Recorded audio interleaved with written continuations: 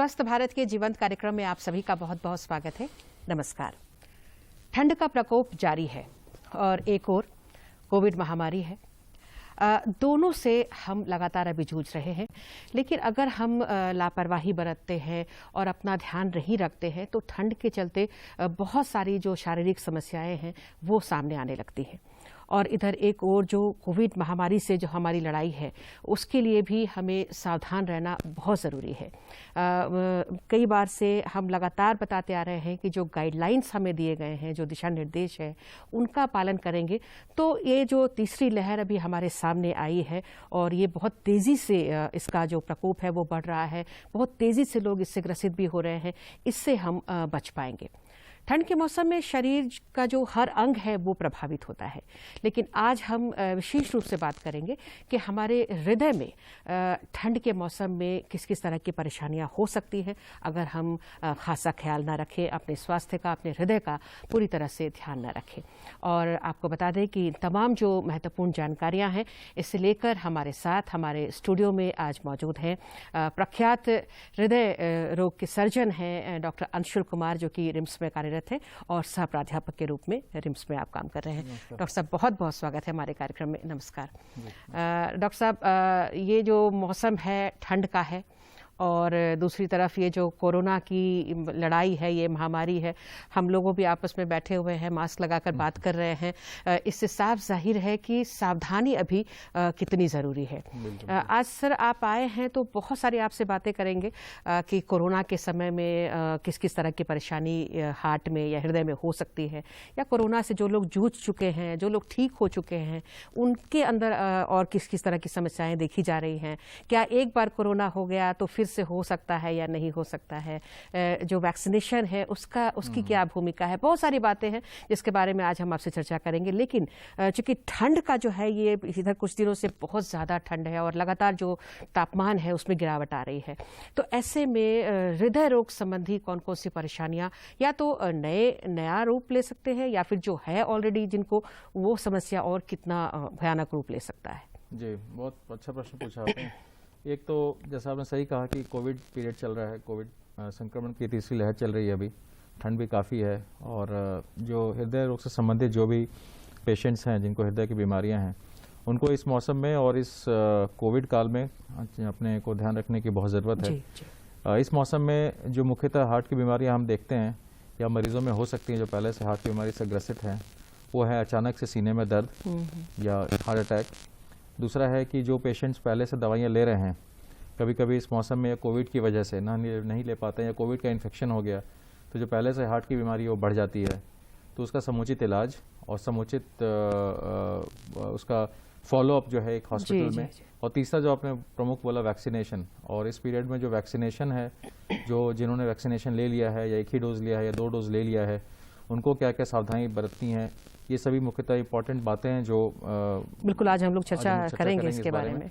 लेकिन इस मौसम में सबसे मुख्यतः मैं पहले प्रश्न जवाब दूं कि हार्ट की समस्या में हार्ट अटैक आना जो मेन जो अभी जो मुख्यतः जो कंप्लेन है या फिर जो पेशेंट्स हमारे रिम्स में भी आ रहे हैं वो सीने में दर्द लेके और जांच से पता चलता है कि उनको हार्ट अटैक हुआ है, क्योंकि अत्यधिक ठंड से अगर सुबह में उठते हैं या देर रात कहीं बाहर निकल जाते हैं तो ठंड की वजह से जो हार्ट की वेसल्स होती हैं, जो बॉडी के वेसल्स होते हैं वो सिकुड़ते हैं और उसकी वजह से हार्ट अटैक की संभावना बढ़ जाती है। जी जी। तो खासकर इसका काफ़ी ध्यान रखें। वैसे लोग जो पहले से हृदय की बीमारी से पीड़ित हैं, खासकर वृद्ध जो 60 साल के ऊपर हैं, उनको ये ध्यान रखने की ज़रूरत है कि प्रॉपर प्रिकॉशन लें, ठंड के मौसम में ऐसे बाहर न निकलें, देर रात तक या अलह सुबह ना उठें। खान पान का विशेष ध्यान रखें। खान पान में इस मौसम में जैसे आपने कहा कि बहुत सारी अच्छी चीज़ें भी मिलती हैं। जी जी बिल्कुल। तो जैसे फैटी फूड्स, जिसको हम वसा युक्त खाना ज़्यादा होता है, बहुत लोग भाई गाजर के हलवे के शौकीन होते हैं या बहुत सारा वैरायटी मिलती है, इसमें बहुत सारी कई तरह की सब्जियां, फल खाने की वैरायटी बढ़ जाती है। तो उसकी वजह से भी क्या होता है कि जो पाचन क्रिया पे या फिर हार्ट पे एक्सेसिव लोड पड़ता है। जो पेशेंट या जो मरीज पहले हल्का फुल्का खाना खाते थे, इस मौसम में थोड़ा स्वादानुसार खाने लगते हैं, तो वो भी एक कारण हो सकता है। हार्ट अटैक का या बिल्कुल। फिर और अभी जो कोरोना के चलते हम लोग जो इम्यूनिटी की बात करते हैं, अच्छा खाना है, अच्छा ये करना है, उसके लिए भी, उसको भी लेकर भी लोग अच्छे से खान पान में विश्वास रखते हैं और ले भी रहे हैं लोग, जी जी और लेना चाहिए भी डॉक्टर साहब। लेकिन ऐसे में जो आपने फिर खान पान की बात की है, कई तरह के मौसमी सब्जियां, फल या गरिष्ठ भोजन इस समय हम लोग करते हैं, तो भोजन के साथ साथ मैंने कुछ एक्सरसाइज भी, जैसे आपने कहा कि अहले सुबह नहीं उठना है, लेकिन कुछ एक्सरसाइज तो करना ही है हमें, जैसे तो क्या अभी- आप जी। एडवाइस करेंगे इसमें? बिल्कुल, घरेलू जरूरी नहीं बाहर निकल के करें, जैसे घरेलू में योगा जैसे है, योगा बिल्कुल लोग कर सकते हैं। अभी मैंने कहीं पढ़ा या दूरदर्शन के माध्यम से मुझे पता चला कि आज़ादी के 75वें महोत्सव में 75 करोड़ वो सूर्य नमस्कार का वो चल रहा है, गवर्नमेंट का कुछ ऐसा बिल्कुल है। बिल्कुल बिल्कुल। अभी 14 जनवरी के दिन सब हम लोग जुड़े भी थे। जी जी जी, जी। यहाँ झारखंड में भी 75 लाख लोग, यहाँ पर जी। सारे लोग जुड़े थे एक साथ। जी जी। तो उसको कर सकते हैं अपने घर में, जैसे योगा हुआ, सूर्य नमस्कार हुआ, काफ़ी अच्छा एक्सरसाइज है। उसमें क्या है कि बॉडी के सारे एक्सरसाइज, सारे अंगों की एक्सरसाइज हो जाती है। या वो अगर ट्रेडमिल आपके घर में है तो ट्रेडमिल कर सकते हैं, लेकिन उसको भी संभल के करना है, एक प्रॉपर एक्सपर्ट के गाइडेंस में जी, करना है। जी, जी। आजकल सबके पास मोबाइल है, ऑनलाइन सुविधा उपलब्ध है सबके पास, तो ऑनलाइन एक्सरसाइज क्लासेस भी बहुत जगह होती हैं, वो आप ज्वाइन कर सकते हैं। रहा सवाल खान पान का, तो खान पान में कुछ गरिष्ठ न लें, हल्का फुल्का लेते रहें। ऐसा नहीं कि सुबह, दोपहर और शाम में आपने एक मुश्त खाना खा लिया।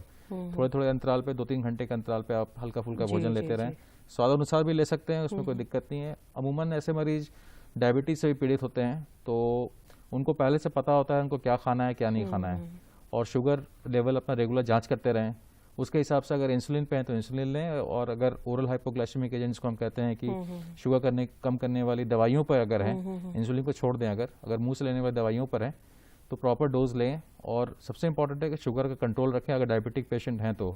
और अगर हार्ट के मरीज हैं और डायबिटीज़ नहीं भी है, तभी जैसे मैंने बताया कि खान पान का विशेष ध्यान रखें, वसा युक्त फूड कम से कम लें। हाँ। स्वाद अनुसार ऐसी बहुत सारी चीज़ें आप ले सकते हैं, जी वसा मुक्त भी होती हैं, शुगर फ्री होता है, फैट फ्री होता है, जी जी। तो अपने स्वाद अनुसार आप ले सकते हैं। बिल्कुल। लेकिन अपने उम्र को देखते हुए, अपने जो आपका जो काम है, किस तरह का टाइप ऑफ वर्क, उसको देखते हुए हमें अपना आहार भी है, जी, उसमें बिल्कुल। खाद्य पदार्थों को शामिल करना चाहिए। बिल्कुल। ये तो आपने बताया सर कि जिनको ऑलरेडी हार्ट से संबंधित कुछ समस्याएं हैं, आजकल तो कम उम्र में भी लोग, जो युवा भी हैं, वो भी हृदय रोग से ग्रसित हो रहे हैं। बिल्कुल, तो इस मौसम में उनके लिए क्या आप सलाह देंगे? क्योंकि नए नए हार्ट के मरीज भी तो आ रहे हैं सामने, और आप खुद ही एक चिकित्सक जी, हैं, जी। और बिल्कुल कम उम्र के बच्चे या युवा सामने आ रहे हैं। हमारे प्रैक्टिस में, जैसे रिम्स में जो पेशेंट्स आते हैं, हमने देखा है कि जो यंग पेशेंट्स हैं उनमें तो हार्ट की बीमारियां आती हैं, उनको भी हार्ट अटैक की समस्या हो रही है इस मौसम में। या यूँ कहें कि जनरल पॉपुलेशन में हार्ट की समस्या यंग पेशेंट्स में बढ़ी है, यंग लोगों में। जी। जो बीमारियां पहले हमें 50 प्लस में दिखती थी, 50 प्लस या 60 प्लस में, अभी वो 30 प्लस में दिख रही हैं। अब इसका कारण मुख्यतः, आज का, जैसे पहले भी इस कार्यक्रम में हमारी बातें हुई हैं, इसका मुख्यतः कारण हो सकता है कि खान पान में बदलाव, फास्ट फूड टेंडेंसी हो गई है, फास्ट फूड कल्चर आ गया है, शुगर का इंटेक बढ़ा है, स्मोकिंग, ड्रिंकिंग, ये सब का आप देखेंगे कि काफी समाज में ये चीजें बढ़ी हैं। बढ़ गया है लोगों के पास क्रय शक्ति आ गई है, जी, सबका level of standard of living बढ़ा है, उसके साथ ये चीजें भी आ गई हैं, स्मोकिंग, ड्रिंकिंग, और जो लाइफ स्टाइल है वो बिल्कुल चेंज हो गया। देर रात तक काम करना या देर रात तक पार्टी करना, उसके बाद फिर लेट से सोना, लेट से जगना, बिल्कुल तनाव भी एक कारण है। तनाव चाहे वो सामाजिक परिवेश का तनाव हो, चाहे व्यक्तिगत हो, चाहे वो आपके प्रोफेशनल तनाव हो, काम का तनाव हो, ये सारी चीजें मिलके आज के युवा समाज को इस चीज हार्ट की समस्या की तरफ और धकेल रही हैं। अगर प्रॉपर प्रिकॉशन ना लिया गया तो आगे 10-20 सालों में हमारा ये मानना है कि इंडिया ऐसे भी diabetic capital of the world बनने वाला है।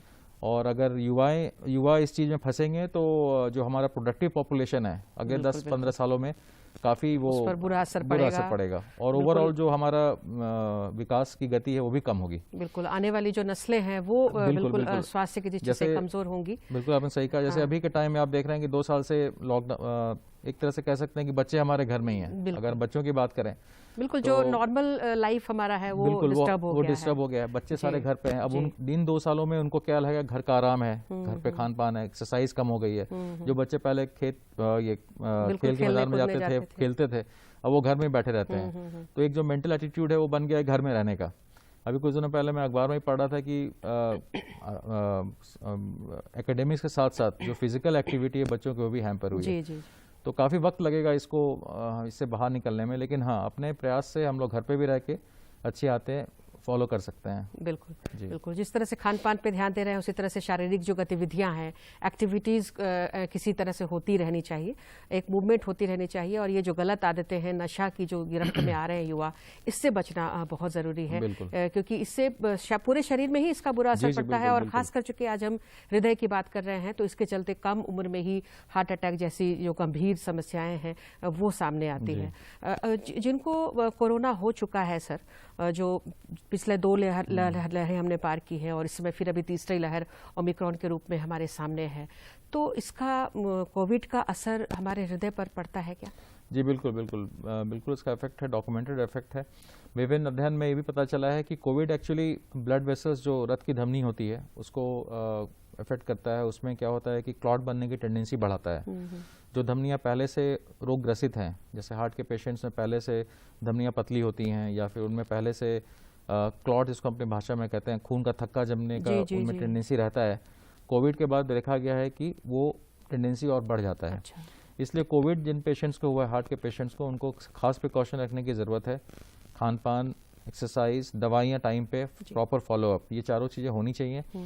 और निश्चितता आपका बिल्कुल सही कहा कि कोविड की वजह से हार्ट की समस्या भी बढ़ी है। और जो नए मरीज भी हुए हैं, जो पहले से नहीं था जिनको, लेकिन हाँ, जैसे डायबिटीज़ है किसी को, जी। उसने अपने डायबिटीज़ को प्रॉपर कंट्रोल कर नहीं रखा है, उसको कोविड हो गया, तो अमूमन देखा गया है कि उनका डायबिटीज़ अनकंट्रोल हो गया और फिर वो परिवर्तित हो गया हार्ट के बीमारी में। अच्छा। और जो पहले से जो डायबिटीज़ है, कंट्रोल है, दवाइयाँ टाइम पे ले रहे हैं, प्रॉपर अपना फॉलो कर रहे हैं, लाइफ केयर अपना कर रहे हैं, तो उन पेशेंट्स में अमूमन कम देखा गया है, कोविड का इफेक्ट भी कम देखा गया है।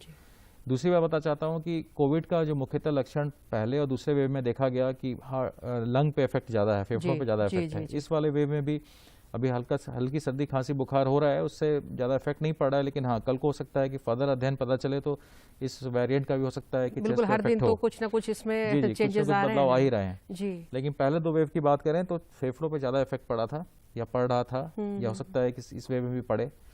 तो फेफड़े और हार्ट जो है दोनों एक तरह से रिलेटेड हैं। एक तरह से हम कह सकते हैं कि दोनों में एक भाई भाई का रिलेशन है। कि अगर एक ही घर में रहते हैं और एक दूसरे को सपोर्ट करते हैं। अगर किसी पेशेंट का फेफड़ा खराब होता है तो हार्ट भी अफेक्ट होता ही होता है, या हार्ट अफेक्ट हुआ तो फेफड़ा भी अफेक्ट होता ही होता है। तो चाहे हार्ट हो चाहे फेफड़ा हो, कोविड में दोनों का अफेक्शन देखा गया है, दोनों का इफेक्ट देखा गया है। इसलिए खासकर ऐसे मरीज जो कि अगर हार्ट के पेशेंट नहीं भी हैं लेकिन उनको दमा है या उनको ऐसी बीमारियां जो फेफड़े से रिलेटेड है, जी जी, उनमें भी कोविड होने के बाद हार्ट की समस्या देखी गई है। अच्छा, नए तरीके से हार्ट की समस्या उनमें आई है, भले वो पहले उनको कुछ ना रहा हो। तो यस, कोविड की वजह से तो हार्ट और फेफड़ा दोनों इफेक्ट होता है और दोनों को प्रिकॉशन लेने की ज़रूरत है। बिल्कुल। तो जैसे आपने बताया कि क्लॉट्स होने लगते हैं कोविड से जो ठीक हुए हैं हार्ट पेशेंट्स को, तो उनके लिए कुछ आप कहना चाहेंगे, कुछ ऐसा लक्षण, क्योंकि कोविड से ठीक तो हो गए हैं लेकिन अब पता नहीं चल रहा है कि अब क्या हो रहा है शरीर में, तो किस तरह के लक्षण दिखें तो फौरन वो अलर्ट हो जाएं और तुरंत आपके पास या हृदय रोग जो विशेषज्ञ हैं उनके पास जाए? जैसे खून का थक्का जमा, अगर एक खून का थक्का, जैसे मैंने एग्जांपल दिया कि एक वो तरीका हो सकता है कोविड का पे हार्ट के पेशेंट्स में। अच्छा, कहीं पर भी वो दिखाई देता है? वो कहीं भी आ सकता है। अच्छा। एक जिसको अपनी भाषा में कहते हैं कि एक फिजियोलॉजी है कि भाई खून का थक्का जमता है, उसके वजह से हार्ट अफेक्ट होता है।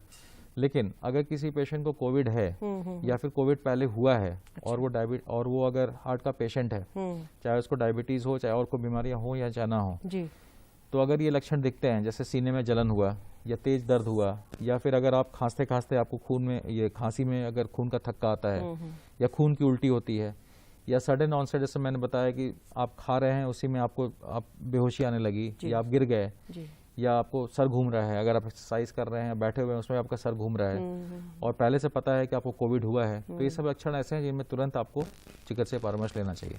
बिल्कुल, मतलब इस तरह के लक्षण देखें तो इसको गंभीरता से हमें लेने की जरूरत है, नहीं तो बाद में फिर और भी स्थिति जो है वो विषम हो सकती है, भयावह परिस्थितियां जो है वो आ सकती है। जो ठंड के मौसम में सबसे ज्यादा जो रोगी, जो पेशेंट्स आपके पास आते हैं अचानक, वो किस तरह के होते हैं?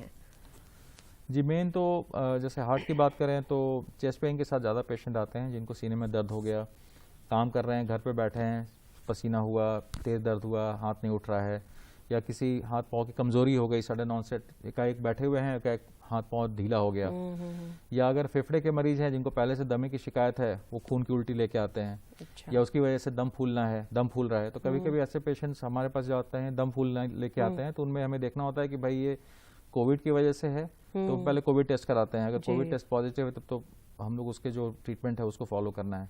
लेकिन हाँ, अगर ऐसे जिनमें कोविड नहीं है और दम फूल रहा है तो उसमें देखना है हमें कि भाई फेफड़े की बीमारी की वजह से दम फूल रहा है या हार्ट की बीमारी से है। जी जी जी। फिर इन दोनों के लिए हम लोग एक्सरे है, सीटी स्कैन है, हार्ट के लिए इको या ईसीजी कराते हैं, जी। तो फिर क्लियर होता है कि भाई मरीजों को क्या है। लेकिन हाँ, ऐसी किसी भी स्थिति में पहले जो सिम्टोमेटिक ट्रीटमेंट हम लोग कहते हैं कि भाई पेशेंट आया, उसको पहले आपको दर्द और जो भी परेशानी है उससे निजात दिलाना है, जी। तो उसके लिए ट्रीटमेंट प्रोटोकॉल हमारे यहाँ है, उनको तुरंत हम लगाते हैं, उसके बाद सारी जांच होती है। और इस तरह की पूरी जो रिम्स में जो है वो इसके लिए पूरी व्यवस्था है। जी जी बिल्कुल। इस बार सरकार ये जो है रिम्स पूरी तरह से तैयार है हार्ट के रोगियों के लिए। कोविड के काल में अगर हम बात करें तो हर तरह की सुविधा वहाँ मिल रही है सर। जी जी, क्योंकि अभी कुछ दिनों पहले झारखंड सरकार ने एक हमारे हॉस्पिटल में ऑक्सीजन बेड्स बढ़ने के अलावा नई बिल्डिंग्स हैं, उसमें फिर ऑक्सीजन बेड्स के मुहैया कराया गया। ट्रॉमा सेंटर पहले से ही जहाँ पे कोविड मरीजों का इलाज, गंभीर बीमारों कोविड पेशेंट्स का इलाज चल रहा है। बाकी मेडिसिन सर्जरी में हमारे वार्ड प्रशासन ने ये किए हैं, चिन्हित किए हैं जहाँ पे कोविड पेशेंट्स को रखा जाए। तो अभी की लहर की बात करें तो ईश्वर की कृपा से और बाकी लोगों की प्रिकॉशन से एक तरह से समझें तो स्थिति कंट्रोल में है अभी तक, क्योंकि मैक्सिमम पेशेंट जो है मोर देन 90% पेशेंट्स एसिम्प्टोमेटिक हैं, या कम लक्षण वाले हैं या बिल्कुल लक्षण वाले नहीं हैं। जैसे हमारे ही विभाग की बात करें तो जो पेशेंट्स पहले से एडमिट थे, किन्हीं को सर्दी खांसी जुकाम हुआ, हमने टेस्ट कराया तो कोविड निकला, तो उनको हमने चिकित्सा परामर्श के लिए दिला के फिर हमको अपने घर होम आइसोलेशन में भेज दिया प्रशासन को इन्फॉर्म करके। जी जी जी। तो अभी के वेव में बहुत सारे पेशेंट्स हैं जो कि एसिम्प्टोमेटिक हैं। हार्ट के पेशेंट्स भी हैं तो वो एसिम्प्टोमेटिक है या माइल्डली सिम्प्टोमेटिक हैं, या तो हल्का फुल्का बुखार आ रहा है या जुकाम हो रहा है। जी जी जी। गंभीर तरह से ग्रसित पेशेंट अभी कम हैं, या वैसे पेशेंट हैं जो पहले से बहुत सारी बीमारियों से, पहले से जो गंभीर बीमारियां चाहे किडनी की हो, चाहे हार्ट की हो, चाहे वो फेफड़े की हो, और ऐसे पेशेंट्स ज्यादा देखने में आ रहे हैं जो पहले से ज्यादा बीमार थे। उनमें अगर ये हो रहा है ये वाला स्ट्रेन, तो उनमें थोड़ी परेशानी हो रही है जी। नहीं तो ऐसे बात करें तो अभी तक स्थिति थोड़ी कंट्रोल में है। बिल्कुल बिल्कुल। और इसके पीछे हम कह सकते हैं कि वैक्सीनेशन का भी बहुत बड़ा रोल है। वैक्सीनेशन कितना जरूरी है इससे हम ये समझ में आ सकता है। और अब तो बूस्टर डोज भी अब शुरू होने वाला है। तो हार्ट पेशेंट्स के लिए कोई किसी तरह की कोई मनाही तो नहीं है सर? नहीं। हार्ट पेशेंट अगर कोई है या गंभीर है अगर कोई, तो वैक्सीनेशन के लिए कोई नहीं। अगर हार्ट के पेशेंट्स हैं तब तो एक one of the earliest indication है कि आप तुरंत वैक्सीनेशन लें। हाँ, ऐसे मरीज जो खून पतला करने वाली दवाइयों पर हैं, जैसे एस्प्रिन ले रहे हैं या और भी कई दवाइयाँ होती हैं जो हार्ट के पेशेंट्स लेते हैं, तो वैक्सीनेशन लेने के पहले चिकित्सकीय परामर्श ले रहे हैं, क्योंकि चूंकि इंजेक्शन मांस में होता है तो कभी कभी मांस में इंजेक्शन देने से वहाँ ब्लीडिंग का खतरा रहता है। और ऐसे पेशेंट जो कि एग्जाम्पल दे रहा हूँ, जैसे इकोस्प्रिन एक बहुत कॉमन दवा है, बहुत सारे पेशेंट उस पर रहते हैं, जी जी। तो इकोस्प्रिन ले रहे हैं या ऐसे और भी दवाइयाँ हैं जो कि खून को पतला करती हैं, तो एक परामर्श लेना है कि भाई मैं मांस में इंजेक्शन लेने जा रहा हूँ, वैक्सीनेशन लेने जा रहा हूँ, तो क्या ये सेफ है? तो उसके लिए कोई जांच है, वो जांच करा लेते हैं। अगर वो नॉर्मल लिमिट में आता है तो हम पेशेंट को बोलते हैं कि आप वैक्सीनेशन ले सकते हैं। जी। नहीं तो 1-2 दिन रुक के वो दवाइयों का असर कम हो जाए फिर आप ले सकते हैं।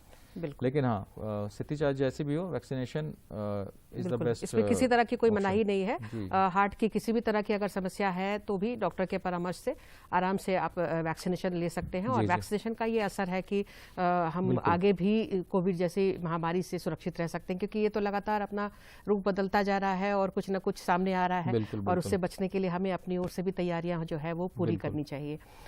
तैयारियों की बात है, चूंकि आप हार्ट सर्जन हैं सर, तो अगर कोई व्यक्ति, जैसे हार्ट अटैक की अगर हम बात करते हैं, तो हार्ट अटैक के पहले कुछ इंडिकेशंस मिलते हैं किसी को, घर पे हैं अगर या कहीं वर्किंग प्लेस पे हैं या कहीं हैं, तो किस तरह का वो लक्षण दिखाई दे या कैसा उनको फील हो कि तुरंत जाए इमिडिएटली, और कब फिर उनको सर्जन की आवश्यकता पड़ती है? जी, हार्ट में अगर परेशानी है तो उसके लक्षण मुख्यतः 3-4 ही होते हैं। जैसे अगर जो हार्ट के पेशेंट्स होते हैं, अगर दवाइयाँ अगर टाइम पे ले रहे हैं, लेकिन हमने देखा है कि मुख्यतः 3 लक्षण हैं। सीने में तेज जलन या दर्द, कभी कभी एक्सेसिव या अत्यधिक डकार लेना या गैस बनना, अच्छा, या दर्द जो कि आपको सीने से होते हुए बाईं तरफ बाएं हाथ में जाए या बाएं हथेली तक जाए, साथ में पसीना आना चक्कर आना, मुंह सूखना।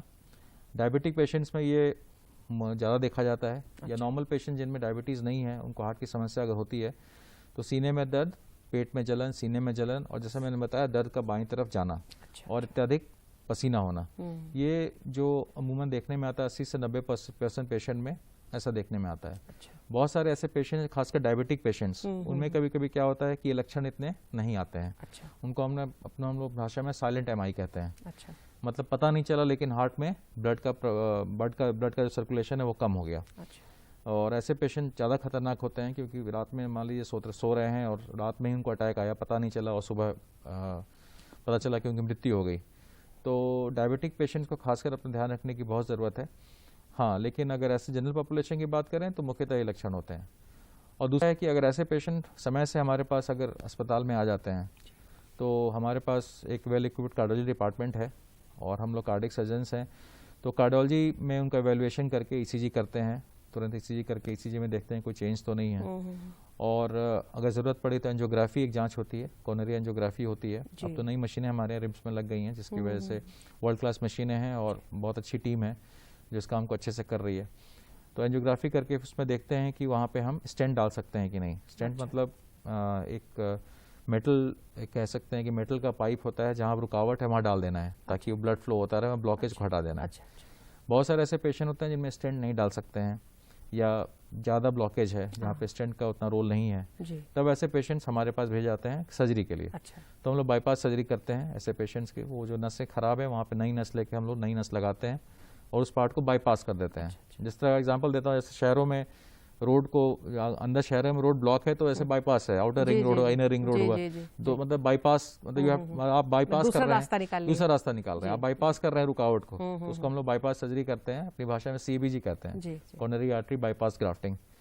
तो जिन पेशेंट में स्टेंट नहीं लग सकता है या अगर वो पेशेंट स्टेंट के लिए राजी नहीं है आर्थिक वजह से या स्वास्थ्य वजह से, तो फिर हमारे पास भेज जाते हैं कि आप इनका बाईपास कर दीजिए। तो काफ़ी सेफ सर्जरी है, हमारे यहाँ हो रही है और हम कर रहे हैं।